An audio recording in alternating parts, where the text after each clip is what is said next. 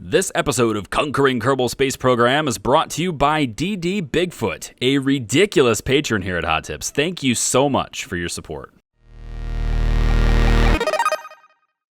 Hey guys, Charlie here. Welcome back to Conquering Kerbal Space Program, and today, well, this video is a whole bunch of different missions that I've been working on over the last 3 weeks to a month, and sort of like an on and off my work schedule sort of thing. And today we're going to start with a dual contract mission. We're going to be setting up a rocket to take care and get a satellite into these green orbits that you see in the map view here. One of them is a really far out and very inclined orbit that goes around Kerbin, and then the other one is actually a geostationary orbit right over top of the Kerbal Space Center. So that's what we're going to be working on, and that's the contract we're going to be working on. So we're going to start this by just simple probes kind of stuff. We do this all the time. This is not really going to be very complicated of a rocket. We also don't need that much power once we get up there, because if we keep everything small, then we don't need to make anything big. So I don't need any real requirements with these satellites. It just needs to be able to communicate and be in the orbit that's designated. And the reason why we're doing this, if you look in the bottom left-hand corner, you'll notice I don't really have a whole lot of money. Yeah, so I've been focusing so much on investing in the future that I haven't gotten any money in the present. And so now it's time to do these contracts before I'm too poor to be able to do them. Of course, I could just zoom ahead in time and get to Duna and get all the stuff in orbit around there and start fulfilling my Duna contracts, because a lot of my contracts are Duna based, but I just want to keep going, and I want to keep going in more of a real-time thing and be more efficient with the overall time with the game, as opposed to just zooming ahead and doing things like this. So this is the rocket we end up coming up with. We've got 4 big boosters on the sides. They're not the biggest boosters in the world, obviously, because the rocket's pretty small. You can see the little Kerbals walking around. It's not that big compared to some of the things we've built here. But it's going to just do the job. It's more than enough Delta V to have it handle it. And as the sun comes up, we go.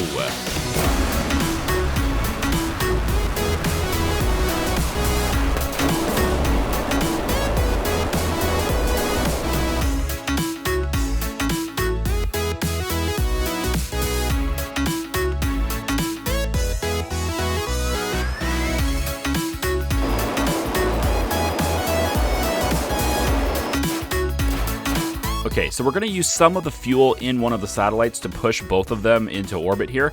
And then once they're in a stable orbit around Kerbin, we're then going to separate them so that they can propel themselves. Because the front one here, even though it's a really tiny tank, it does not need a whole lot of fuel to complete its mission. The little teeny one here, this one is going to be our geostationary orbit.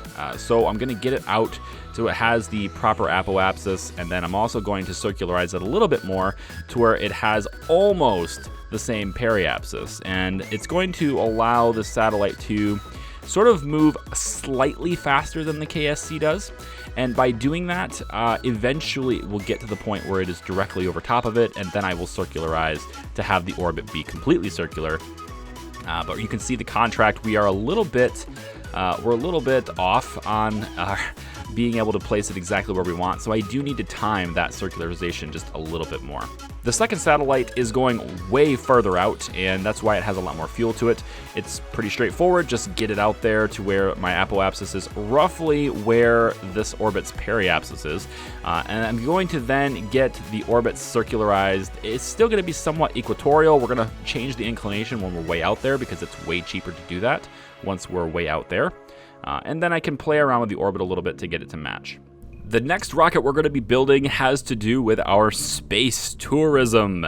And we have Tito Kerman, a tourist, up on the station right now, and we need to go and get him and bring him back, because his time in space, it's up. He's been in space a lot longer than he needed to be, and we're going to bring him back and complete this contract for a nice, cool 110,000 credits. However, I also have a rescue mission to do, and so Murphy Kerbin, we're going to have to get you out of orbit as well. And so that just requires basically a simple rescue mission. However, I don't actually have a pilot. on the surface of Kerbin, and it's going to require a pilot to actually do this mission, and so I'm going to have to hire one. I've gone ahead and I've just tweaked their stats a little bit. They're a little less stupid than usual. They're a little bit more courageous than usual, and of course I'm going to be getting one of you guys into the game, so somebody is going to replace Sonny Kerman. So the rocket's pretty simple here. I've made a few modifications to it, and we end up putting a docking port on the top of the vessel. There was a huge thing. I spent about probably a good 45 to 50 minutes troubleshooting a problem with this craft before, as the entire craft is completely symmetrical, but the entire craft also would have an insane amount of torque on it as soon as I get to about 200 meters per second. And it would also slow down and stop accelerating and actually start losing speed at around 200 meters per second too, even though the thrust to weight ratio on this sucker for the first stage is well over 2.0. So it was a little bit strange for me. It was doing really weird things, and eventually I would end up solving the problem, and that was the docking port that I decided to put on top of it. I was using a modded docking port.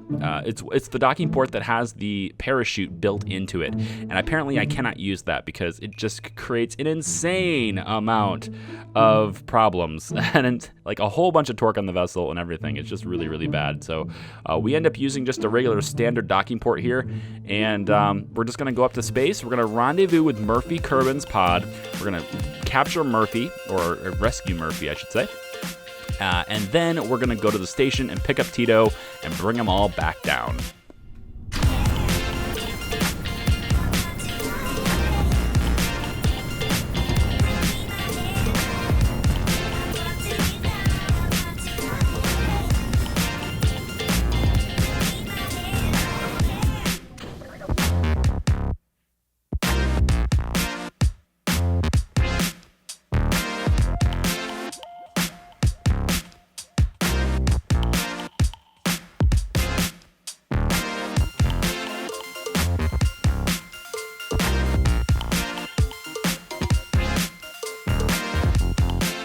So for the rescue part of this mission, I don't actually have to dock anything, of course. I could just get close enough to where she can just fly on over to our craft and get in herself. I was going to try and deorbit her pod by just aligning myself in front of it and then just pushing it backwards, basically, with the engine.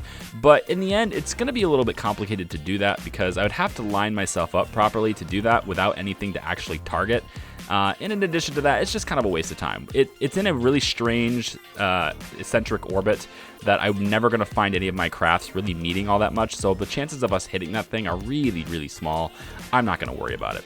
So the next thing we're going to do is rendezvous with the station, of course, like we've done before. It's alive and kicking. All the things are spinning. Everything looks good. Pretty easy docking maneuver here. We're just going to dock to this, and then we're going to grab the tourist, transfer him to the command pod. And once again, the stock transfer system does not work for this. I cannot use the stock transfer system to move the tourist into the pod. It simply does not work. So once again, Crew Manifest saves the day and allows me to actually complete the mission. So sometimes mods are essential to complete even the simplest of things when the stock game doesn't work right. And I'm not entirely sure which mod I have that's ruining the crew transfer mechanism. I don't really play completely stock KSP very often. So if the completely stock KSP has no problem with crew transfer, then clearly I have a mod that's conflicting with that functionality. But luckily another mod was able to fix it for me. And I kind of like how Crew Manifest works. It just gives me this big list. I would rather prefer to just sort of click the Kerbal in the bottom right hand corner and tell them which craft to go to. I do like the way stock does it better, but Crew Manifest does it to the point where it's really easy to use and I have no issues with it. So the crew capsule touches down in the water and we have been able to receive it. And with that being done, we have managed to get ourselves a whole bunch of funds for completing the contract. We're now over 200,000. Pretty good, but we're not quite where I want to be financially. There's a lot of things I want to do in the future here, and I don't have a whole lot of time to save money for them, so I'm going to need to do these contracts to make sure I have the resources. But the next thing we're going to do has nothing to do with contracts and everything to do with Andre Kerman and the broadsword. Coming back to Kerbin and trying to get this thing captured and eventually landed on the surface. And if I'm successful here, this will be the first time I've been able to take one of my built I guess, Mk4 space planes, one of my big space planes, and I've been able to take it back into Kerbin and land it successfully. I am, of course, aiming to land on the runway, but the angle at which we're coming in is pretty extreme, to the point where getting on the runway is going to be pretty difficult. We have such a heavy inclination here that it's going to be all about timing, and I don't have a whole lot of fuel to fiddle around with things in space. So I'm going to try to get as close as possible and make it work. But we're coming way too fast right now. The first pass is way too fast for me to be comfortable doing it. And so we're actually going to make several passes around Kerbin using the aero brakes to slow us down for multiple passes so that we can enter at the right time. And also this gives me a chance to line up with the KSC as well, because currently the Kerbal Space Center is on the dark side of the planet, and when my orbit is properly lined up with it, it should be on the light side. So I do need to go around several times before I can finally get to that. So after our first aero brake session, we've got a little bit of time to kill before we can get around to try the second aero brake. And during that time, the maneuver for our satellite that's going way out there on that big inclined orbit has reached its maneuver point, so I can go ahead and circularize it. So we're just going to go ahead and do that. You'll notice the craft is rocking around all over the place, and that's because when I built it, I did not think about symmetry at all here, and I put that satellite, that little dish, if you will, on the side of the craft. It's creating quite a bit of torque, so it's a little bit challenging to kind of keep it going straight. But it's nothing you can't overcome. The engine's pretty weak, so it's not like it's a super big problem. And being this far out, it's never going to be that big of an issue anyway, because it's really simple to correct things. So we got the apoapsis and the periapsis pretty much right. Now I need to get the inclination right, and that's what we're doing here. We're just kind of burning through the inclination. And once the inclination is somewhat close, we're going to make another maneuver, which is both retrograde as well as radial, or anti-radial, sorry. And this is going to help me to sort of move the orbit into the proper alignment, because even though my periapsis and my apoapsis are proper, it's still not in the right positions in terms of what the contract wants. So with that adjustment, the contract disappears and everything is awesome. So back to the broadsword now. The broadsword's coming in for its second aero brake, and we're just going to go ahead and do that. I have the trajectories mod turned on so that I can kind of get a prediction as to how many times I'm going to have to go about this and how deep I'm going to be and all that stuff. And every time I turn trajectories on, it messes up the whole game starts to glitch out. There's a whole bunch of flashing lights, and objects are spinning around and moving in space that shouldn't be. Just graphical. There's nothing like physically going on. It's just graphical stuff, but it's annoying enough to where I have to continuously restart or like reload the craft, and sometimes even reload the whole game in order to get rid of it. There's something conflicting with trajectories still. I don't know what it is. I've been looking into it. That's another part of the time that I've been taking looking into things like that. And for the most part, I just don't use trajectories. It's installed because I'm too afraid to like remove a mod in the middle of a save. But as long as I don't engage it, like as long as I don't turn it on and use the functionality that comes with that mod, everything seems to be fine. But in the map view, we'll get a whole bunch of cool lights and flying objects. I say cool, I guess with a bit of a smirk on my face. And then when we go back to the craft view, a lot of times we'll still see sort of this highlight, if you will, of what Kerbin looked like. The horizon, if you will stick around and flash around on the screen, and it's just a terrible experience. So for now, I have trajectories. I have somebody ask me why I don't use it, and like that's why I'm not using it right now. I would love to solve that problem, but I just haven't yet. So anyway, this plane is going over and over. The clips that you've been seeing with this are basically like 3 or 4 different reentries until I've finally gotten it to the point where we actually have, we're slow enough and we can enter into Kerbin's atmosphere. I would have liked to go around one more time. It really would have made getting to the KSC much more feasible, but I just didn't notice it in time. I didn't notice that it was going to be, too much slowing down, if you will, until it was already to the point where it would have taken way too much fuel to correct it. So we're going in. We're probably not going to get to the KSC from where I am. This is what I'm thinking of right now, and we're just going to try and find a nice flat space to land. There's not really a huge problem with the plane. It's performing quite well, and I'm going to go ahead and give you some of my real-time commentary for this part because, I don't know, it just changes the pace. So here you go. Alright, well, we're heading the right direction, but it's not going to happen. So let's find a place to land.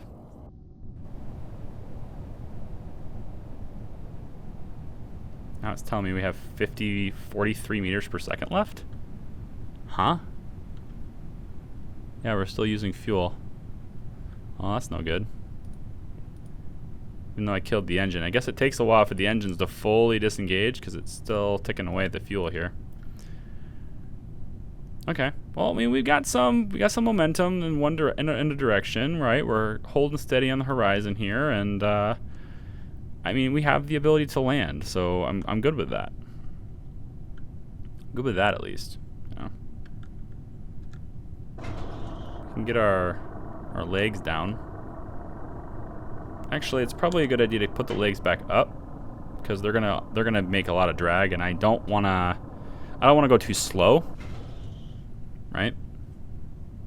I keep my speed up a little bit, so angle the nose down. To do, ask Bob about that red button. Well, it kind of looks somewhat flat. Somewhat is. At least it's not like over there.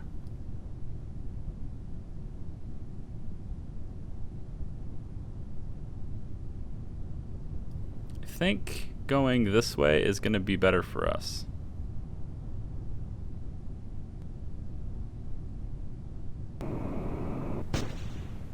There we go. We have no fuel left. We're just basically a big old glider now. And I'm kind of thinking if I can land right here, it's not bad. There's an awful lot of trees out here, though. It's going to be a problem. Got a really big wingspan. These wings do not like trees. Yeah, this is a decent place to land if it wasn't for all the trees. There's a lot of trees. Enough to where, like, I think landing and not hitting one is going to be pretty impossible.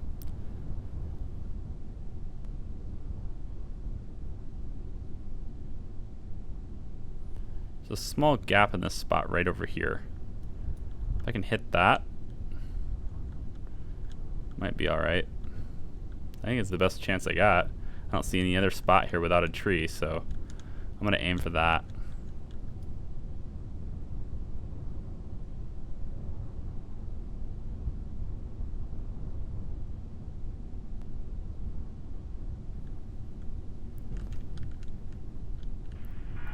Okay, here we go.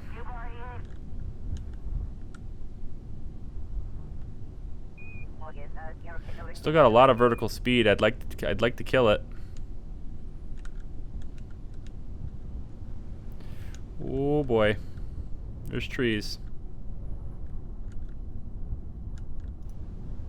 Brakes on. Drogue shoots out.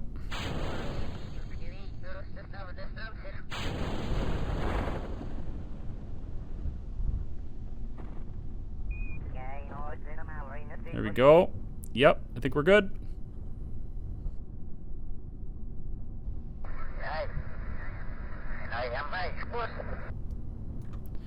And yeah, we're safe. We're good. Whew. Okay. Well, we successfully landed our plane on Kerbin. We did not get as close to the KSC as I would have liked. But it had a lot to do with the angle we entered in. And, you know, what are you going to do? I ran out of fuel. I probably could have made that flight if I had maybe another, I don't know. I'm not sure about the units of fuel I would need. Maybe another 500 units of fuel. Probably could have made that flight. But it's okay. We got it. We're good. Let's go ahead and recover. And the recovery is successful. We got 162 science now. We managed to grab plus 222,420 funds from the recovered parts. Very nice. We ended up recovering at an 82.4% value. Not bad. We're only 334 kilometers away from the Kerbal Space Center. Yeah, no experience gained here for Andre because he'd already been at that destination where he was, but you got experience in my book, buddy, because that was a nice landing. And it kind of confirms to us that the broadsword is a plane that can and like it's fully capable of re-landing back at the KSC. One of these days, man, I'm gonna bring a space plane back to the KSC. One of these days, that's going to happen, but unfortunately, it's just not today. All right, so MK deliverables, our material kit deliverables back to Minmus. That's the thing I got to do now. And just like that, we're off on our next mission. And this is another tourism mission. We're going to be putting 4 Kerbals in low Kerbal orbit and showing them a good time, giving them about an hour in space. Again, it's a pretty simple contract. It doesn't really require a whole lot of thought to it and a whole lot of building. So we're just going to speed through this. It's people who play KSP all the time. This is pretty straightforward. We're going to use this command pod here that occupies 3 Kerbals at max. And we're also going to have the lander can underneath it so we can have the capacity that we need, and we'll just throw some engines and stuff underneath this thing. I play around with different engines and which ones I want to do, and at the end of the day, I said, okay, we need some solid rocket boosters, and I go, nah, I don't really want solids radially. I'm gonna mount them underneath, and I don't actually do this very often, but I really like how this turned out, and I probably will try to implement this a bit more often. But this one solid rocket booster being underneath the craft, it makes the rocket look like it's just a lot longer, but it really makes it look better, I think. And it makes it work really well too, rather than having the radially mounted ones. So I'm gonna try this more often and see how it goes.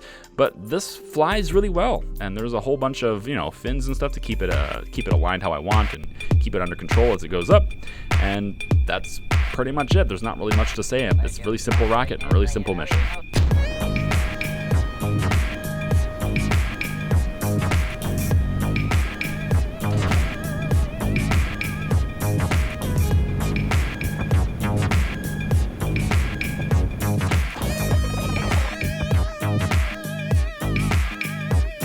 So as time passes, I want to try and land as close to the Kerbal Space Center as possible because, of course, we get to recover more funds that way. Since I am tight on my budget, I would like to get as close as possible to it. Once again, though, I don't quite time it quite how I should. The engine that I have on the back here is not quite as powerful as I was thinking it was in space. It's a little bit weaker here, and it doesn't quite have the impact that I thought it was going to have. As a result, I overshoot the KSC a little bit, and we end up in the water. But the good news is I have parachutes on all this stuff. Like, I built these rockets throughout this entire video to have almost everything be recoverable. So there's parachutes on every part when I launch it up, and this one's no exception. I decide to recover this instead of having it on parachutes. I decide to keep the craft intact. I move the decoupling stage all the way up and out of the way so that I can use all of the parachutes on this instead, and it ends up working out quite well. We have enough parachutes here to more than slow this thing down for splashdown, so everything works out great. So next, we're talking about tourism again. I know, like how many things are we gonna do if that's tourism? This time, we need to kind of redo one of the missions that I had before we had to reboot the game, and there was that whole save file and hard drive problem. You may remember from long ago. This is basically a repeat mission. We're just gonna show one of the investors a good time and show them around the Kerbal Space Center.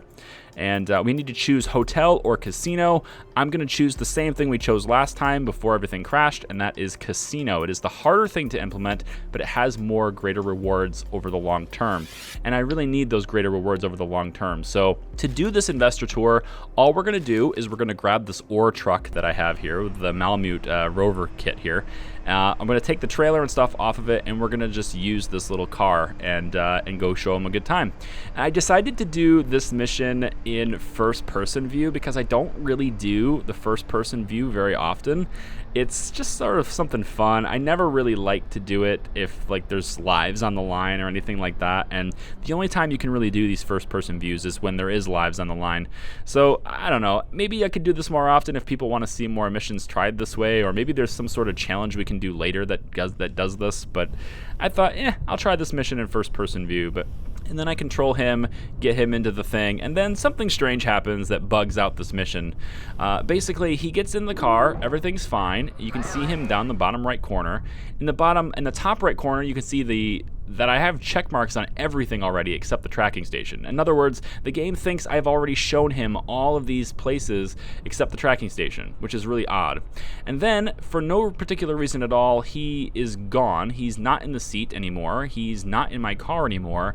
And it says that I passed the mission. So basically, I just needed to pick him up and then like drive about 10-15 yards, and then he's done. He's picked up. Like, okay, mission accomplished, which is really odd. And then the game continues at this point to give me more contracts that are just the same thing. It continues to give me these investor tour contracts, which I'm just going to ignore from now on because I was able to accept the contract for building a space casino. So since I have that contract in place already, I don't really need the investor tour anymore. I'm going to try to ignore that and assume that it's some sort of a conflict or a bug. I don't know.